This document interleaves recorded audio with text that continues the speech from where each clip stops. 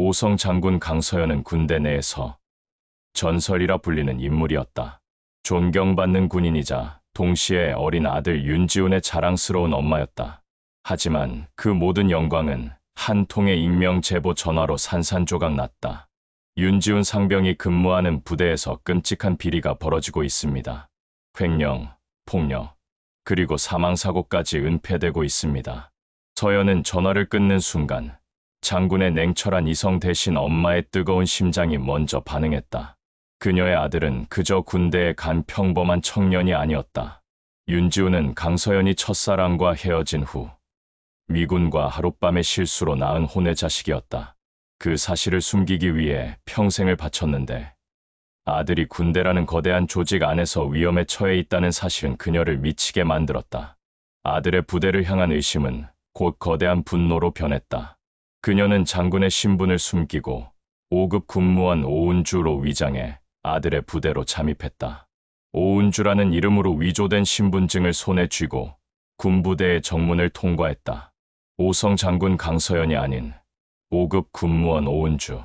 그녀의 군복은 예전의 위험 있는 장군복이 아니라 낡고 헐렁한 군무원복이었다.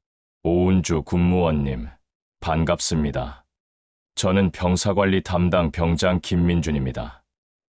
입구에서부터 그녀를 맞아주는 병사의 순진한 얼굴을 보며 서연의 가슴은 미어졌다. 이 아이들 중 자신의 아들 윤지훈이 있다는 생각에 그녀는 목이 메었다. 하지만 그녀는 냉철하게 자신을 억눌렀다. 지금은 엄마가 아닌 진실을 파헤치는 스파이의 임무를 수행해야 할 때였다. 사무실에 도착한 그녀는 곧바로 충격적인 현실과 마주했다. 제보가 빙산의 일각이었다는 말은 거짓이 아니었다. 병사들의 사물함은 누군가 훔쳐간 흔적으로 가득했고 식당에서는 유통기한이 지난 식자재가 아무렇지 않게 사용되고 있었다. 서연은 군무원으로서 병사들의 월급 관리 서류를 확인했다. 그녀의 눈에 들어온 것은 경악스러운 숫자들의 연속이었다. 병사들의 급여에서 턱없이 부족한 금액들이 빠져나가고 있었다. 피복비, 식자재 지원금, 생활편의 물품, 구매비 등 그럴싸한 명목으로 돈이 횡령되고 있었다. 서연은 눈을 감고 깊은 숨을 들이쉬었다. 이런 비리가 어떻게 한 부대에서 버젓이 일어날 수 있었을까? 그녀는 침착하게 모든 증거를 기록하기 시작했다. 병사들의 월급 명세서를 사진으로 찍고 유통기한이 지난 식자재의 라벨을 떼어내 따로 보관했다. 그녀의 이런 행동은 곧 일부 간부들의 눈에 띄게 되었다. 특히 서연을 가장 예민하게 주시하는 사람은 부대 행정보급관 한상태였다. 그는 서연이 들어오기 전까지 모든 행정 업무를 독점하고 있었기에 자신의 권력이 침범당하는 것을 극도로 경계했다. 한상태는 서연에게 모욕적인 언사를 서슴지 않았다. 오 군무원님, 원래 군무원들은 이렇게 꼼꼼하게 일합니까? 참, 피곤하게 사시네. 서연은 그의 비아냥의 미소로 답할 뿐이었다. 원래 일은 대충 하면 안 됩니다. 작은 실수가 큰 문제를 부르거든요.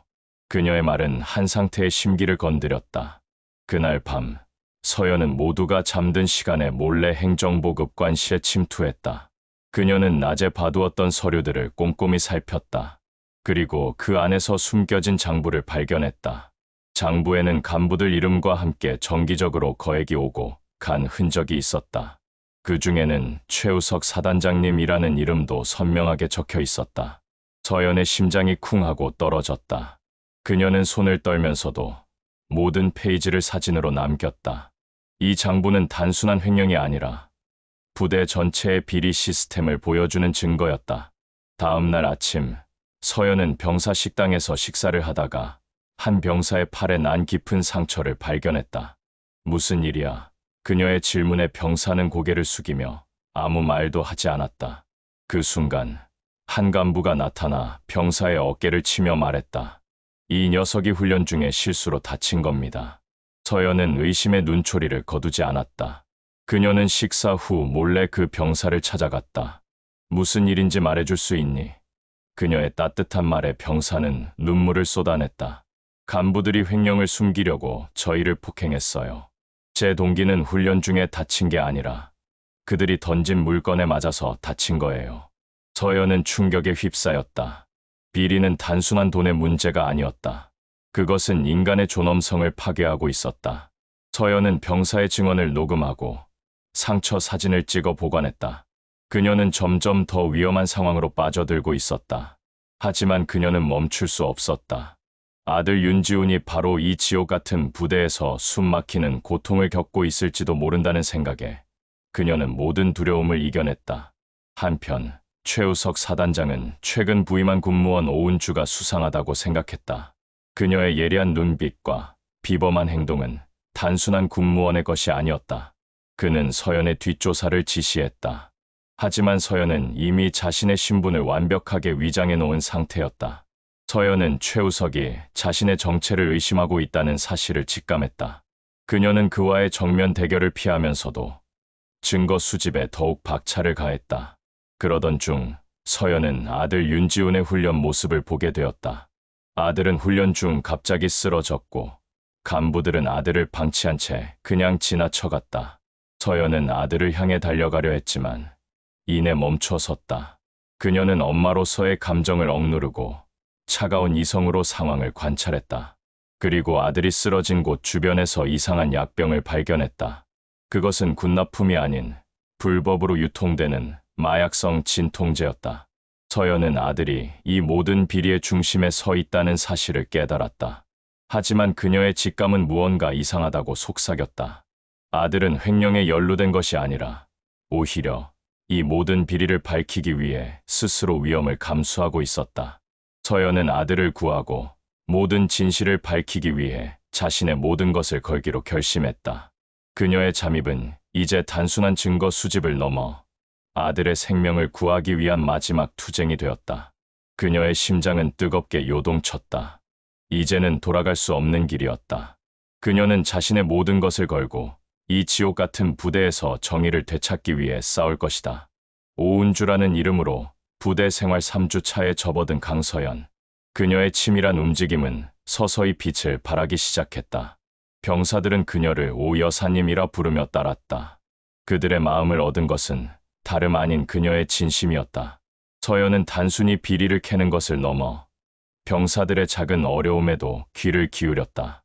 다친 병사의 상처를 직접 소독해주고 밤늦게까지 홀로 남아 고통을 호소하는 병사들의 이야기를 들어주며 그들의 아픔을 어루만져 주었다. 특히 그녀는 자신의 아들 윤지훈과 가장 가까이 지내며 그에게서 비밀스러운 정보를 얻어내기 시작했다. 오 여사님, 저희 부대는 원래 이래요. 다들 그냥 포기하고 살아요. 지훈의 무기력한 말에 서연의 가슴은 찢어지는 듯 아팠다. 그녀는 아들에게 넌 혼자가 아니다라는 메시지를 보내고 싶었지만 정체를 들킬까봐 섣불리 행동할 수 없었다. 그저 그녀는 따뜻한 눈빛으로 아들을 바라보며 조심스럽게 물었다. 내가 포기하지 않으면 누군가는 희망을 가질 수 있지 않을까? 그녀의 말에 지우는 무언가 깨달은 듯 희미한 미소를 지었다. 한편 서연의 수상한 행동은 간부들의 의심을 더욱 증폭시켰다. 행정보급관 한상태는 매일 밤 그녀의 사무실을 몰래 뒤졌다. 하지만 서연은 이미 모든 증거를 휴대폰과 외장 하드에 이중으로 백업해둔 상태였다. 한상태는 아무런 증거도 찾지 못하자 분노에 휩싸였다. 그는 사단장 최우석을 찾아가 서연을 모함했다. 사단장님, 오은주 군무원이 이상합니다. 매일 병사들에게 쓸데없는 관심을 보이고 서류를 뒤지고 다닙니다. 마치 스파이 같아요. 최우석은 이미 서연의 존재를 의심하고 있었다. 그는 서연이 부임한 후부터 부대 내에 묘한 긴장감이 흐르고 있다는 것을 직감적으로 느끼고 있었다. 최우석은 한상태에게 비열한 미소를 지으며 말했다. 좋아, 그 여자를 시험해볼 기회를 만들어주지. 그날 오후 최우석은 서연을 자신의 사무실로 호출했다. 오 군무원님, 제가 군 생활을 오래 해서 그런지 사람을 알아보는 눈이 좀 있습니다. 오 군무원님은 보통 분이 아닌 것 같아서요. 최우석의 말에 서연은 평온한 미소를 지으며 답했다. 과찬이십니다. 저는 그저 제 맡은 바 임무에 충실할 뿐입니다.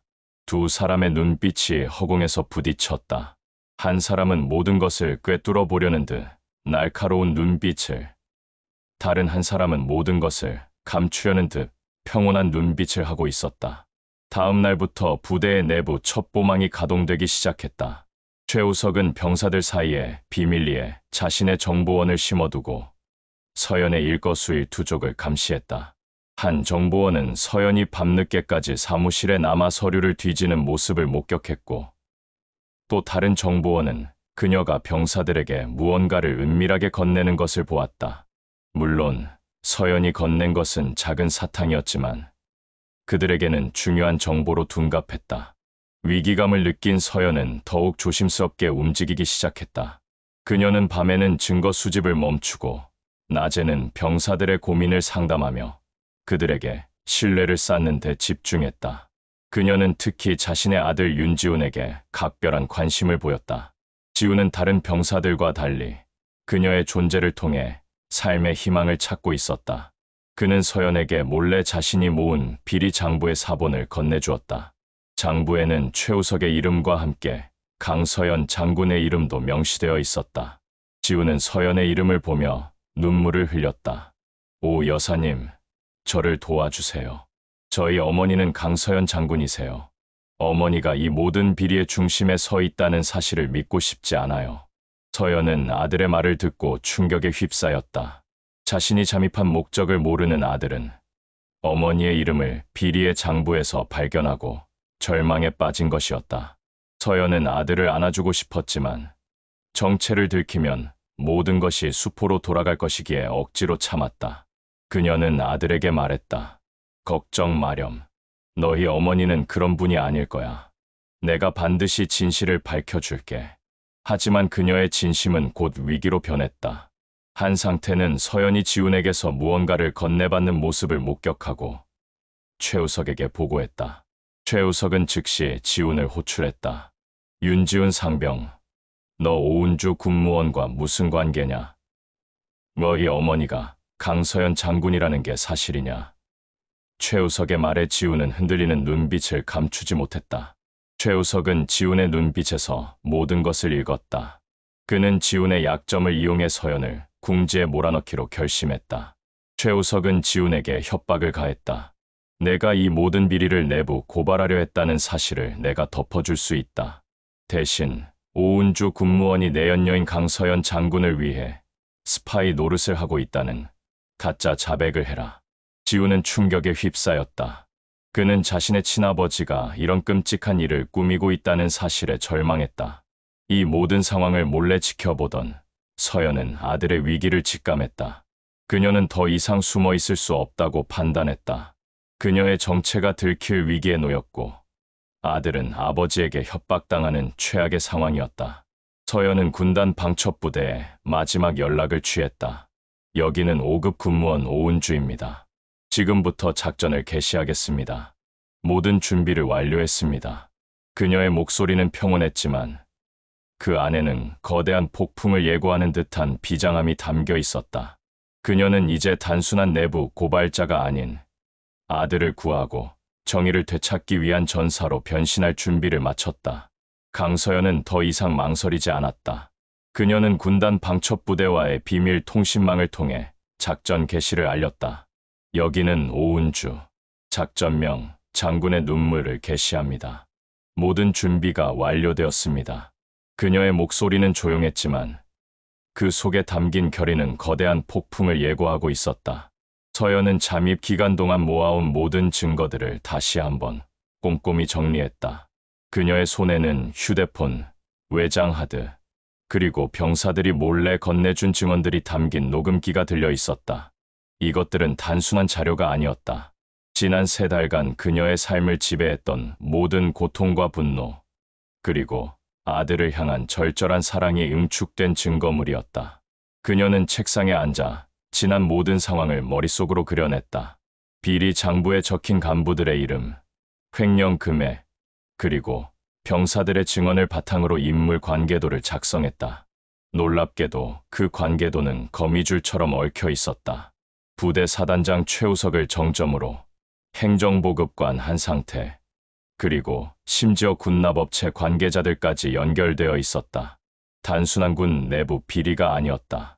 군과 민간이 결탁한 거대한 범죄 조직이었다.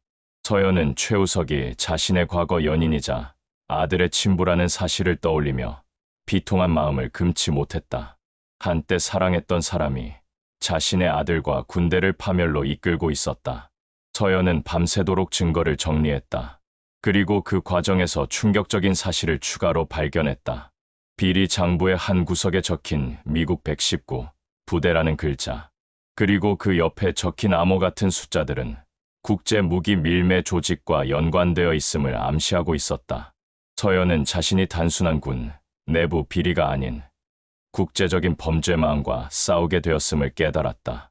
그녀는 자신의 직감과 오랜 군 생활 경험을 바탕으로 이 암호들을 해독해 나갔다. 해독된 암호는 무기 밀매의 장소와 시간을 정확히 지시하고 있었다. 다음 날 아침, 서연은 출근과 동시에 군단 방첩부대에 암호 해독 자료를 전달했다. 그녀는 이미 단순한 내부 고발자가 아니었다. 그녀는 전략가였다. 그녀가 전달한 정보는 방첩부대에게 엄청난 파급력을 가져다 주었다. 그들은 서연의 정보를 바탕으로 즉각적으로 작전을 개시했다. 한편 최우석은 서연이 자신을 향한 반격을 준비하고 있다는 사실을 직감적으로 느끼고 있었다. 그는 서연을 견제하기 위해 병사들을 이용하기 시작했다. 그는 아들 윤지훈을 호출해 모욕적인 언사를 퍼부었다. 내가 오은주에게 모든 것을 불었지. 내 어머니인 강서연 장군이 이런 짓을 꾸민다는 사실을 알고 있나? 지훈은 아버지의 비열함에 치를 떨었지만 서연의 정체를 보호하기 위해 아무 말도 하지 않았다. 최우석은 지훈을 영창에 가두고 서연을 궁지에 몰아넣기 위한 또 다른 계획을 세웠다. 그는 부대 내에 서연을 향한 거짓 소문을 퍼뜨리기 시작했다. 오은주 군무원이 사실은 최우석 사단장의 예견인이며 앙심을 품고 부대에 들어와 비리를 조작하고 있다는 소문이었다. 소문은 걷잡을 수 없이 퍼져나갔고 병사들 사이에서도 서연을 의심하는 분위기가 형성되었다. 서연은 고립되었다. 그녀를 따르던 병사들은 하나둘씩 그녀를 외면했고 간부들은 그녀를 노골적으로 조롱하기 시작했다. 하지만 서연은 흔들리지 않았다. 그녀는 이미 자신이 이런 상황에 놓일 것이라는 것을 예상하고 있었다. 그녀는 자신의 계획대로 움직였다. 그녀는 병사들을 모아놓고 말했다. 여러분, 지금 여러분이 듣고 있는 소문들은 모두 거짓입니다. 저는 여러분의 편이고 진실을 밝히기 위해 이곳에 왔습니다. 저를 믿어주십시오. 서연의 진심 어린 호소에 일부 병사들은 다시 그녀를 믿기 시작했다. 그녀는 병사들에게 자신이 모은 증거들을 보여주며 설명했다. 횡령된 월급, 유통기한이 지난 식자재, 그리고 폭행의 흔적들. 병사들은 경악을 금치 못했다. 그리고 서연은 마지막으로 말했다. 이 모든 비리의 배후에는 최우석 사단장이 있습니다.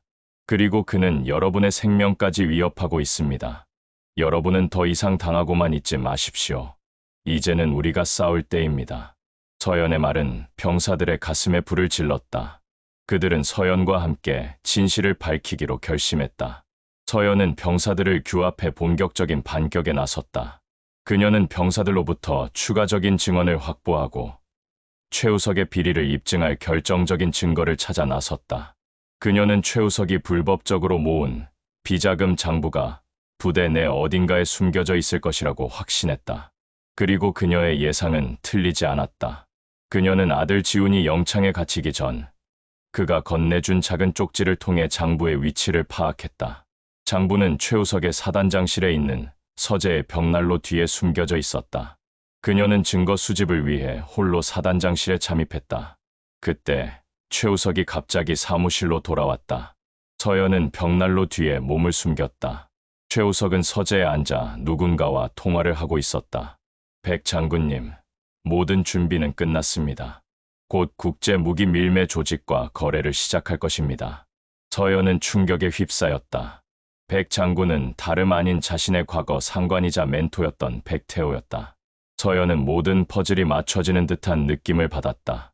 백 장군은 과거 자신의 아버지를 파멸시키고 첫사랑을 죽음으로 몰고 간 원수였다. 서연은 그동안 자신이 존경했던 사람이 자신의 모든 것을 파괴한 원수였다는 사실에 절규하고 싶었다. 하지만 그녀는 침착하게 통화 내용을 모두 녹음했다. 최우석은 통화를 마친 후 서재를 떠났다. 서연은 숨어 있던 곳에서 나와 장부를 확보했다. 그녀의 손에는 이제 완벽한 증거가 들려 있었다. 군 내부 비리, 국제 무기 밀매, 그리고 그 배후에 숨겨진 거대한 음모의 실체가 모두 담겨 있었다. 서연은 더 이상 물러설 곳이 없었다. 그녀는 최후의 반격을 위해 군단 방첩부대에 모든 증거를 넘기고 최후의 작전을 준비했다. 그녀는 이제 단순한 내부 고발자가 아니었다. 그녀는 자신의 명예, 그리고 아들의 생명을 걸고 싸우는 진정한 장군이었다. 강서연은 손에 쥔 증거물이 단순한 종이 조각이 아님을 깨달았다. 그것은 그녀의 명예를 회복하고 아들의 생명을 구할 수 있는 유일한 열쇠였다. 그녀는 최우석의 사단장실에서 빠져나와 즉시 군단 방첩부대와의 통신을 재개했다. 모든 증거를 확보했습니다. 지금 즉시 작전을 개시해야 합니다. 그녀의 목소리는 미세하게 떨렸지만 그 안에는 흔들림 없는 결의가 담겨 있었다. 방첩부대 요원들은 서연이 보낸 자료들을 검토하며 경악을 금치 못했다. 이토록 거대하고 치밀한 범죄 조직이 군 내부 깊숙이 뿌리내리고 있었다는 사실을 아무도 예상하지 못했다. 하지만 그녀의 승리가 눈앞에 다가왔다고 생각한 순간 예상치 못한 위기가 닥쳤다. 서연의 내부 고발을 도왔던 병사 이민우가 갑자기 실종된 것이다. 이민우는 서연에게 가장 많은 증언을 해준 병사였다. 그는 간부들의 폭행과 횡령을 용기 있게 증언했고 심지어 동료, 병사들이 다치고 죽어가는 모습을 직접 목격했다고 증언했다. 서연은 이민우가 사라졌다는 소식을 듣고 심장이 쿵 하고 내려앉았다. 그녀는 이 사건이 단순한 이탈이 아니라 이민우의 입을 막기 위한 조직적인 범죄라는 것을 직감했다. 서연은 분노에 휩싸였다. 비리는 단순한 돈의 문제가 아니었다. 그것은 생명을 위협하는 인간의 존엄성을 파괴하는 범죄였다. 그녀는 더 이상 기다릴 수 없었다. 그녀는 이민우를 찾기 위해 부대 내를 샅샅이 뒤졌다. 하지만 그 어떤 흔적도 찾을 수 없었다. 그때 그녀는 최우석이 이민우와 마지막으로 통화했던 기록을 발견했다. 통화 기록에는 창고 뒤편이라는 메시지가 남겨져 있었다. 서연은 직감적으로 그곳으로 향했다. 창고 뒤편에는 핏자국이 선명하게 남아 있었다. 서연의 심장은 빠르게 뛰기 시작했다. 그녀는 주변을 살피다 땅속에 묻힌 이민우의 군번줄을 발견했다. 서연은 무릎을 꿇고 주저앉았다. 그녀의 눈에서는 뜨거운 눈물이 흘러내렸다. 이민우는 진실을 밝히려다 희생된 또 한 명의 젊은 영혼이었다. 서연은 분노에 휩싸여 이를 악물었다. 그녀의 분노는 단순히 개인적인 복수가 아니었다. 그것은 정의를 향한, 그리고 아들의 생명을 지키기 위한 강렬한 투쟁이었다. 그녀는 군번줄을 손에 쥐고 최우석에게 향했다. 그녀는 더 이상 오은주가 아니었다. 그녀는 강서연이었다. 그녀는 최우석의 사무실 문을 박차고 들어갔다. 최우석은 그녀의 눈빛을 보고 직감적으로 상황이 심각해졌음을 깨달았다. 오은주 군무원, 무슨 일이십니까? 최우석은 짐짓태연한 척했지만 그의 목소리는 미세하게 떨리고 있었다. 이민우는 어디 있습니까? 당신이 그를 해쳤습니까? 서연의 목소리는 분노로